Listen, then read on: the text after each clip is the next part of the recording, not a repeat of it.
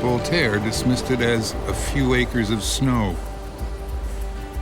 The United Nations has declared it the best country in the world to live in, 6 years running. Mackenzie King once remarked that if some countries had too much history, this one has too much geography. Canada has 1/14 of the world's land, 1/10 of its forest, 1/5 of its wilderness, 1/7 of its accessible fresh water.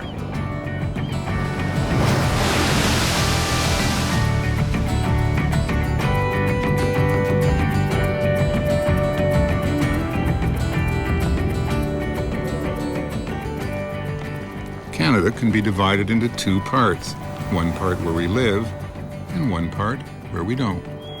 Light areas are those sparsely populated. 80% of the Canadian population Live on less than 1% of the Canadian landmass.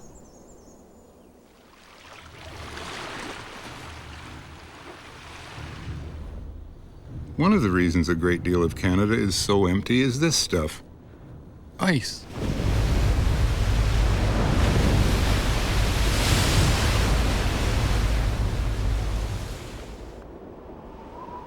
Though things have been worse, over 1.5 million years ago, glaciers covered 97% of Canada, and the spot where we later built Toronto was covered by ice 2 kilometers thick. Even when the ice finally receded some 10,000 years ago, it left us a country with the dubious claim of being the coldest in the world. At least it was until the collapse of the USSR, when Russia lost some of its warmer bits. Now, Russia outfreezes Canada by an average of almost -1 degree Celsius.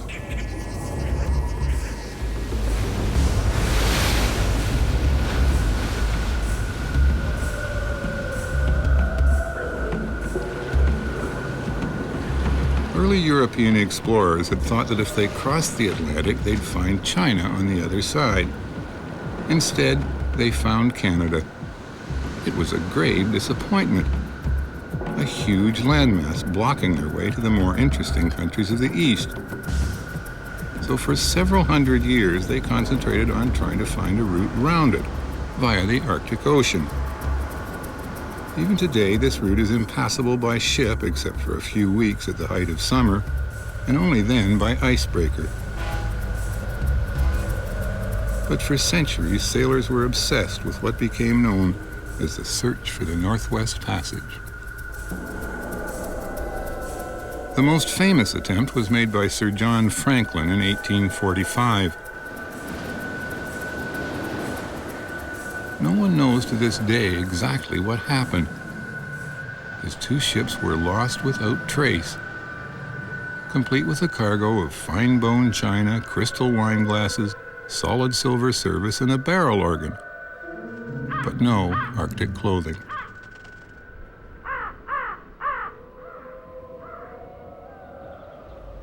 Average daily winter temperature in the Canadian Arctic, -31 degrees Celsius. Few Europeans ever took a liking for this desolate place. The opinion of the 19th century explorer John Ross is typical. Amid all its brilliancy, this land has ever been and ever will be a dull, dreary, heart-sinking, monotonous waste.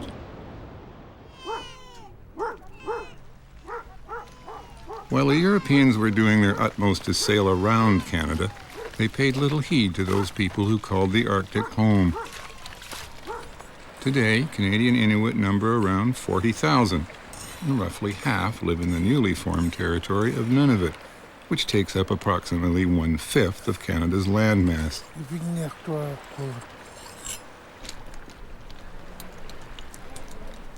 Inuit families still rely on hunting and fishing for most of their food, a traditional way of life, if not quite beyond the long arm of Disney merchandising.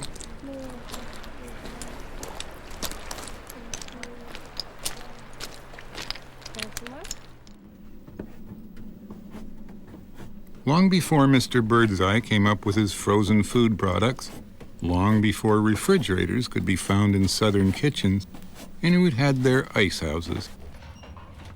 This one is carved into the permafrost at a depth of over 20 meters. Inuit have 41 words for snow and ice. Aput, Snow, Mauyak, soft snow, Aumanaktuk, very soft snow, Akillukak, soft new snow, Mingullak, soft drifted snow, Siku, ice, Sikulea, new ice, Kinu,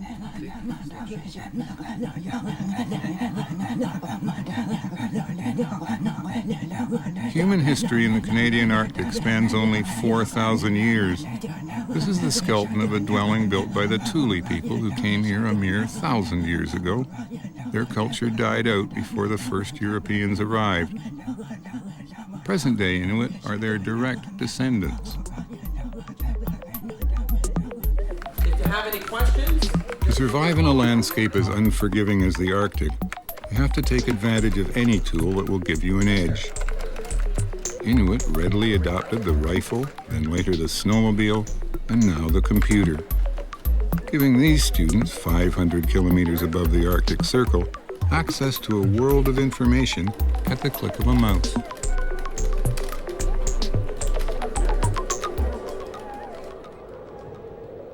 Snow and ice cannot solely be blamed for Canada's sparse population. Even below the tree line, people are thin on the ground. While only 1% of the country has been developed for urban and industrial use, vast areas of Canada remain in their natural state.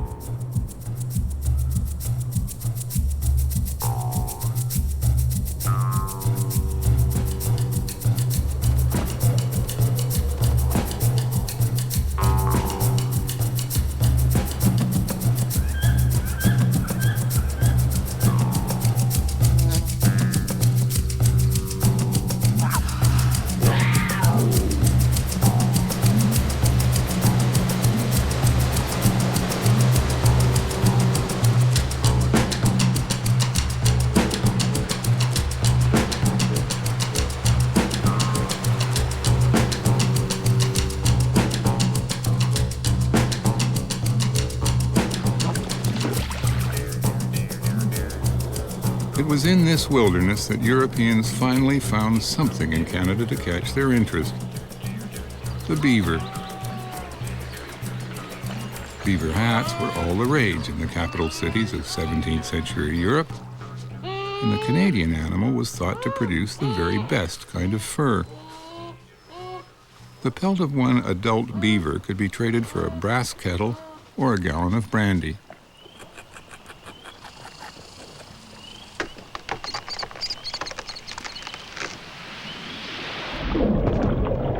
The beaver has been disparaged as a rat with good PR, but so much did we love the furry creature that we made it Canada's national emblem, while continuing to hunt it to near extinction.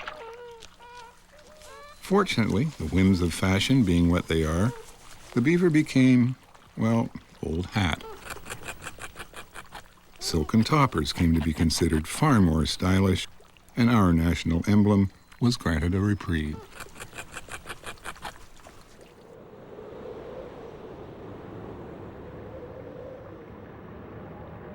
Parts of Canada are not only devoid of human habitation, but have a landscape so barren and inhospitable that it's hard to find animal life of any kind. Such are the Badlands of Alberta. These are called the Hoodoo Rocks, gigantic, eerie shapes carved by thousands of years of wind and rain.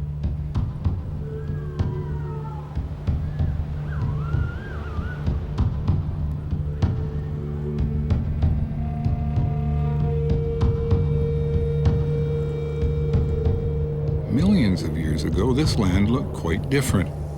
It was a subtropical terrain with seas of warm water and lush jungle vegetation, home to some of the largest land animals the Earth has ever seen.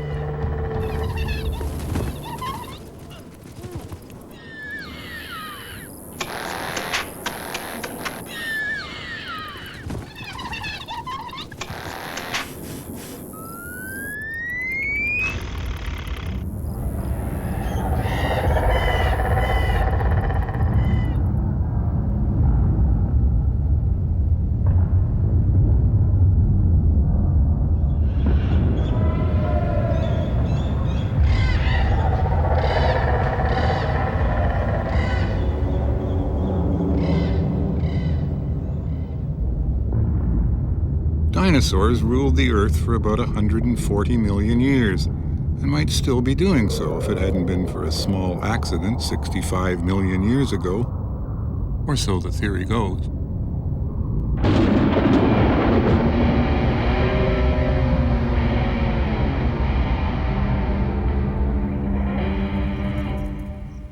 The mighty Tyrannosaurus rex, once measuring 15 meters tip to tail and weighing in at 4 tons, has been reduced to this: bone fragments.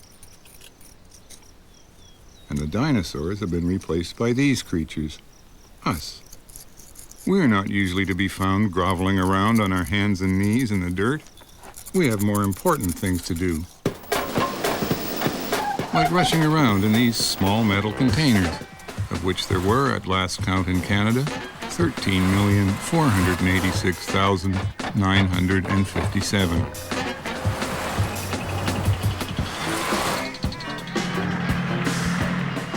Total length of highways in Canada, 1,021,000 kilometres. Total kilometers driven by Canadians per year, 228.6 billion. Average time Canadians take commuting per day, 48 minutes. Cost of time lost in traffic jams per year, $4.1 billion. Average amount of pollutants pumped out per car per year, 4 tons. Amount of rubber Canadian cars emit into atmosphere by tire wear each year, 36,650 tons.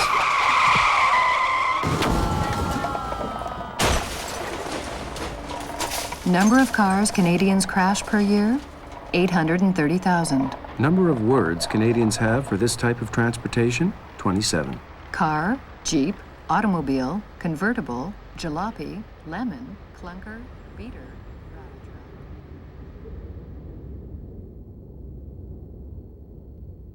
But once upon a time, humans had only one way of crossing the vast territories of this land: by walking. The history of how that changed can be seen here at Writing on Stone, among the stories carved out by native people.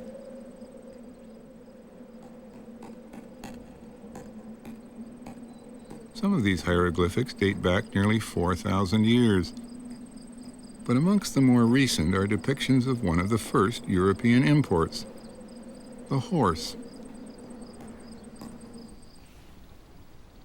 Ironically, the horse first evolved on this continent before dying out sometime around the end of the Stone Age. Its reintroduction was due to sheer carelessness. 500 years ago, Cortez lost a few of his horses down in Mexico. These multiplied into the wild herds that eventually migrated throughout North America, arriving here in Western Canada around the 1730s.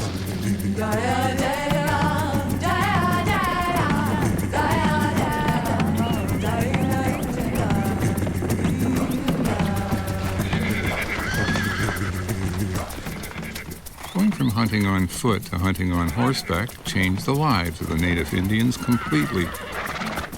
In fact, the very first cowboys in North America were actually Indians, and these blood Indians in the foothills of Alberta still make ranching a way of life.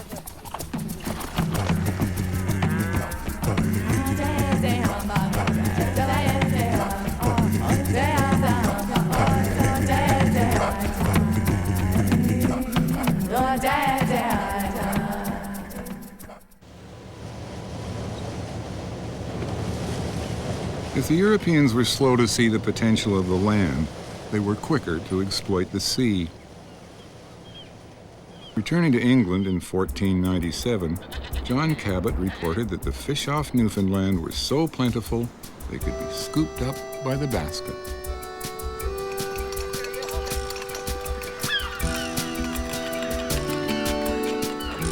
They're still fishing in Newfoundland, but the look of the catch has changed. The squid, once used as bait on trawl lines, is now being sold commercially, mainly to Japan. Nearly 9 metric tons of this strange creature are hauled out of Newfoundland bays every year. But life isn't what it used to be.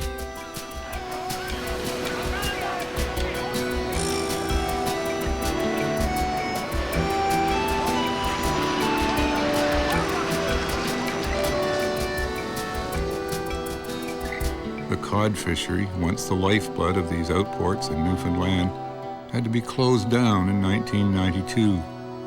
Stocks had dropped dramatically and were too few to be fished.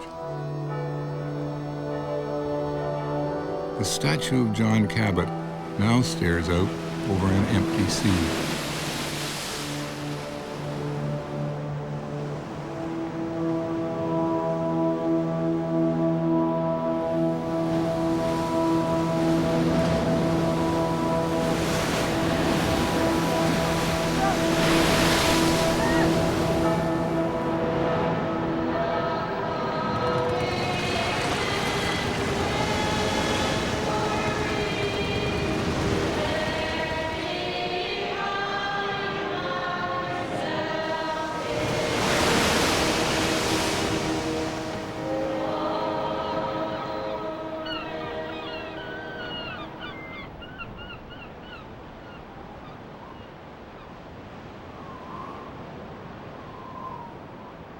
After a few hundred years of catching fish and trapping beaver, it slowly dawned on the Europeans that Canada had something else to offer.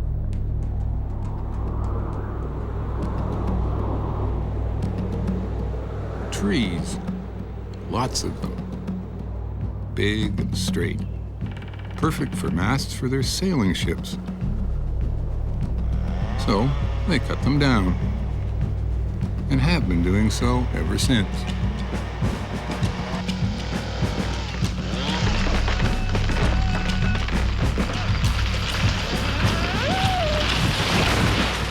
Rate of tree harvest, 1 acre every 12.9 seconds.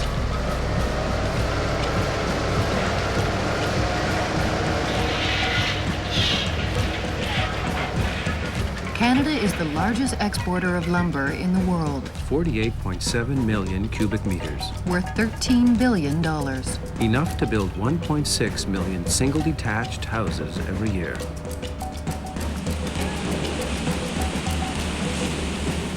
Canada produces 28% of the world's newsprint. Newspapers printed on Canadian newsprint?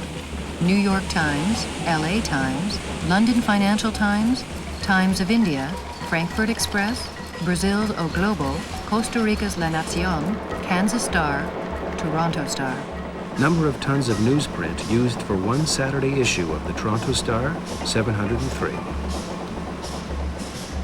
Times are changing, and these scars in old-growth forest lands may become a thing of the past. Logging companies have recently made a commitment to phase out clear-cutting, and some sections of the 10,000-year-old rainforest are even being declared conservation areas, permanently protected from the saw.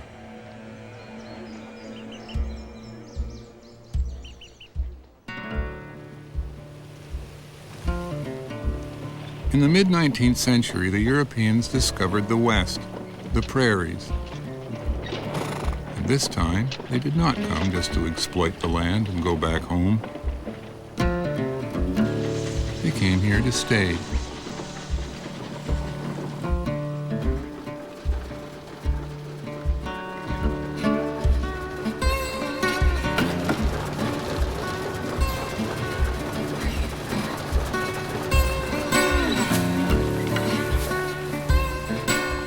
The prairie farmer was totally dependent on wheat.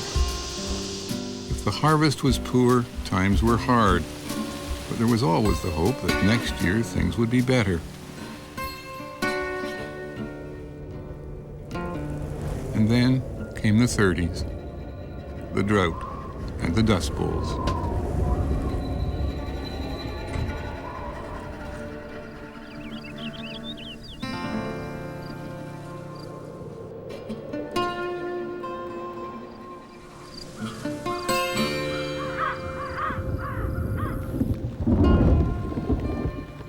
And when the rains finally came, it was too late for many, because by now they were facing the Great Depression.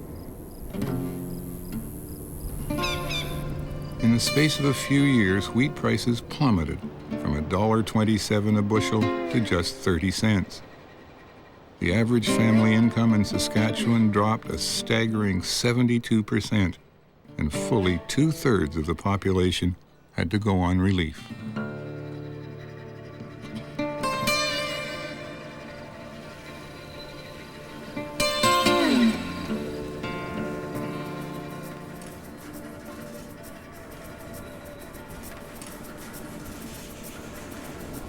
The wind, which once whipped away the topsoil, is now being harnessed to produce power that can be used to irrigate on a scale undreamed of during the 30s.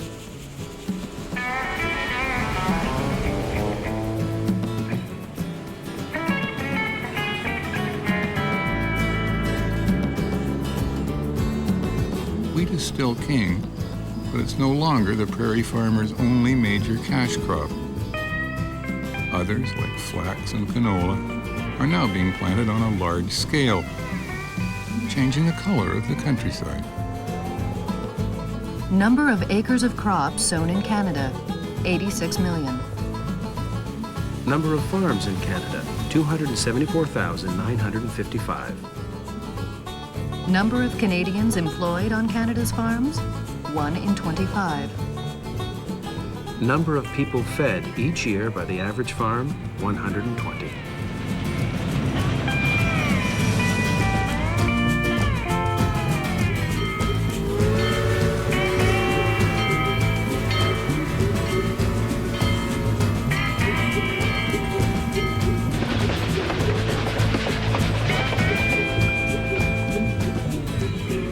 If immigrants came in the 19th century to settle the land, those in the 20th century had a very different destination in mind. First in the thousands, then in the millions. They came looking for jobs, a new life, in the big city.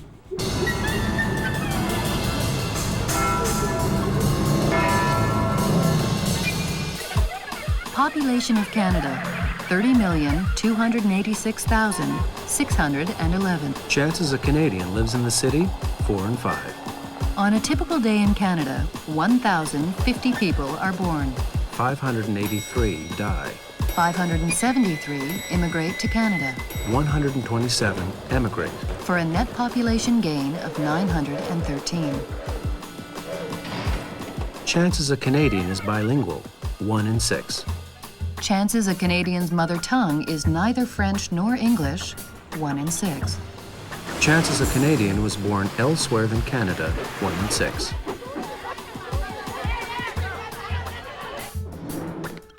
Every day, the average Canadian over the age of 15 spends On paid work, 7 hours and 10 minutes.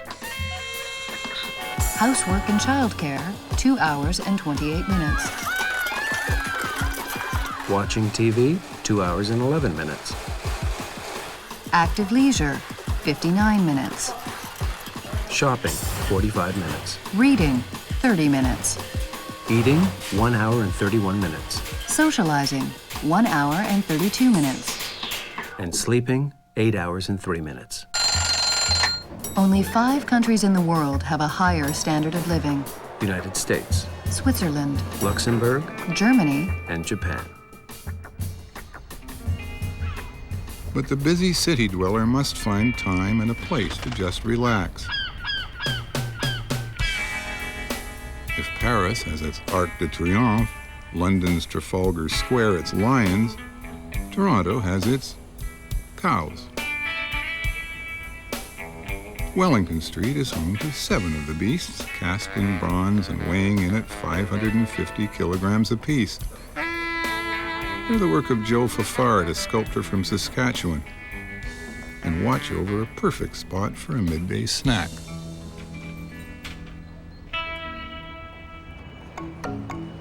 Montrealers love their bicycles. Every year, 40,000 or so take a day off from their hectic city lives to pedal the 66-kilometer route around their island.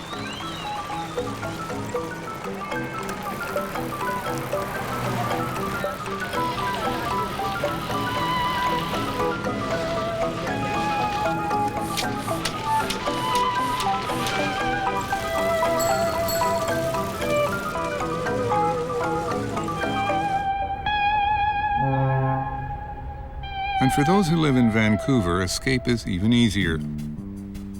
Just take the elevator down to the nearest sun-drenched beach.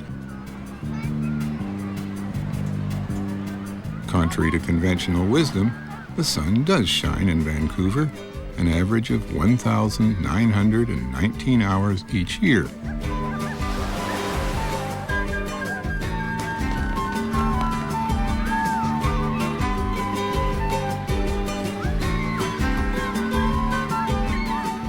And then there's this.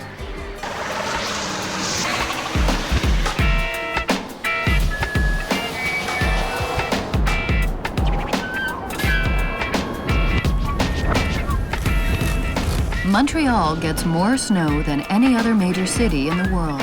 Number of heavy snowstorms in Montreal every year, 10. Coldest temperature ever reached, minus 37.5 degrees Celsius. January 15th, 1957. Record number of days with the temperature below freezing, 100. Chances of a white Christmas in Montreal, 80%. Number of pieces of mail delivered across Canada during the holiday season, 950 million. Amount of snow removed each year from Montreal's airport runways, 158,200 tons. Number of heart attacks caused per year by shoveling snow, unknown. On any given day in February, number of Canadians in Florida, 1 million.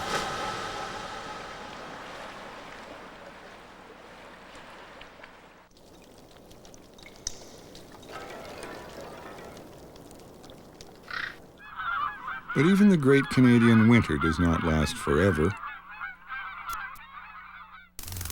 Eventually, the migrating birds return.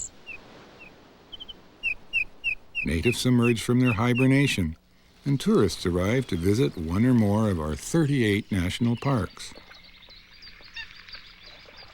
We've discovered that just leaving nature alone can be a money spinner. The tourist trade generates a healthy $25 billion a year. Especially popular, it seems, is water. Falling water. The greater the drop, the greater the attraction.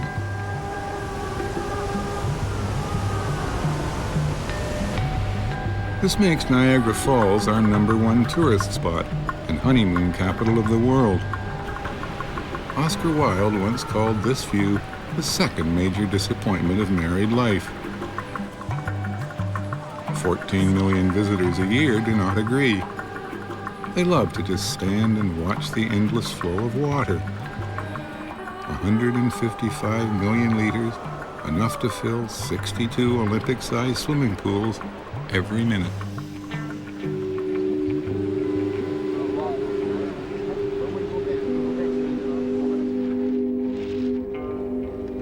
What's good for tourism is bad for ships. For them, the Niagara Falls just gets in the way. blocking the direct route through the St. Lawrence Seaway. That was why, back in 1829, local businessmen started this remarkable feat of engineering, the Welland Canal. The waterway links Lake Ontario to Lake Erie, avoiding the falls. The only snag, one lake is some 100 meters higher than the other, and that's where the engineering skill comes in.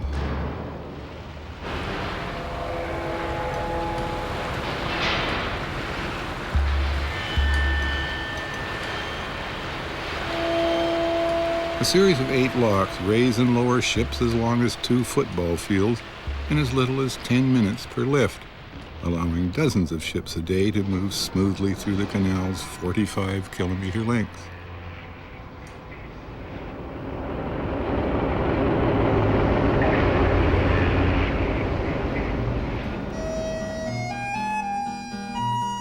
Near the mouth of the St. Lawrence lies Quebec City.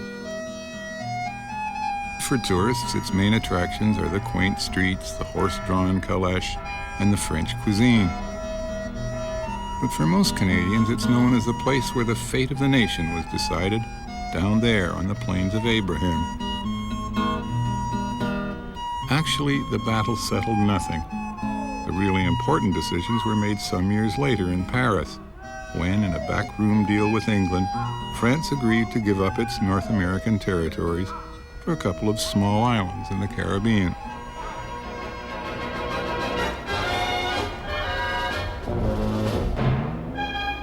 A foreign visitor might be excused for thinking these soldiers, resplendent in their bearskin hats and scarlet tunics, are some British marching band celebrating Wolfe's victory.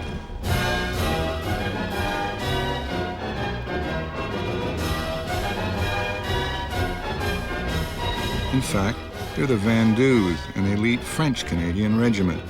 Their military attire just one strange legacy of Canadian history.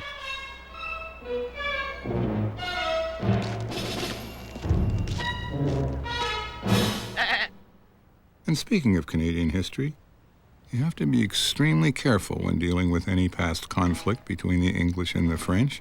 It can prove to be a very touchy subject. Take the siege at Louisbourg.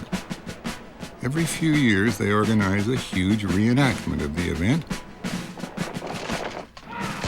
The French shoot at the English, and the English shoot at the French. Some get to fire the big guns, others to fall down and play dead. There's a lot of shouting and shooting, and everyone seems to be having a good old time. But here's the important point. Neither side is seen to win, and neither side is seen to lose. At the end of the day, the crowd of thousands applauds, and everyone goes home. That's the celebration of history, Canadian style.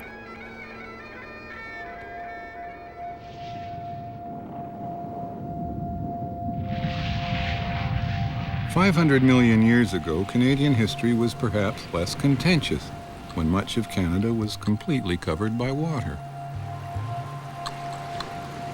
The most advanced creatures on Earth, the trilobite pygidium, a distant relation of the modern crab, inhabited the shallow waters along with primitive clams and snails. Eventually, they all died out, leaving behind skeletal remains that lay buried for eons, slowly changing to form into the substance we call limestone.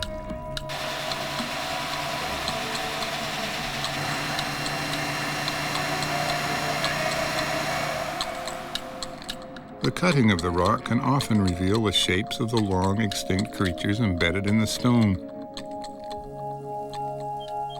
It adds a haunting beauty to the architecture of some of our best-known buildings, such as the Museum of Civilization and the Houses of Parliament. It's odd to think that the structures of Canadian democracy actually rest on the backs of these ancient organisms.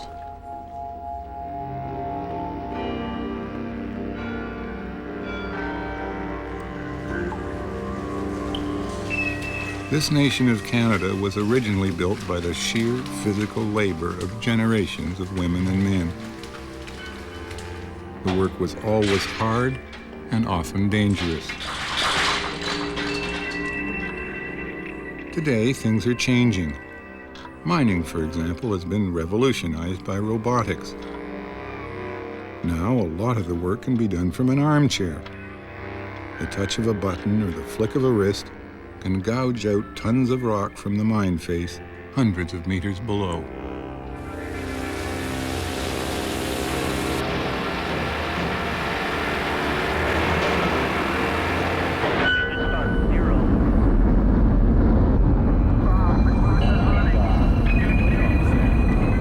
Now, scientists are looking to space for new ways to solve old problems.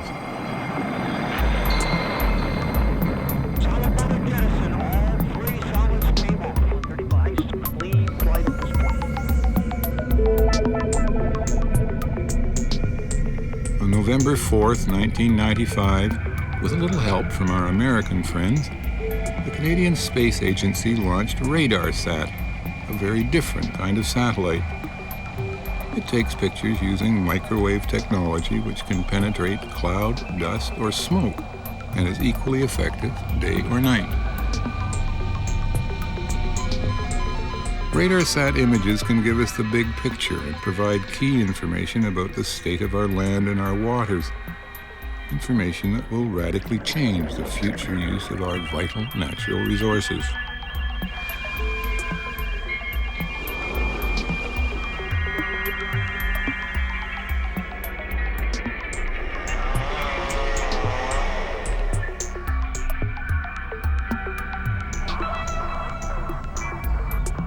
Strangely enough, RadarSat was first conceived in the 1970s as a new tool in the search for the legendary Northwest Passage.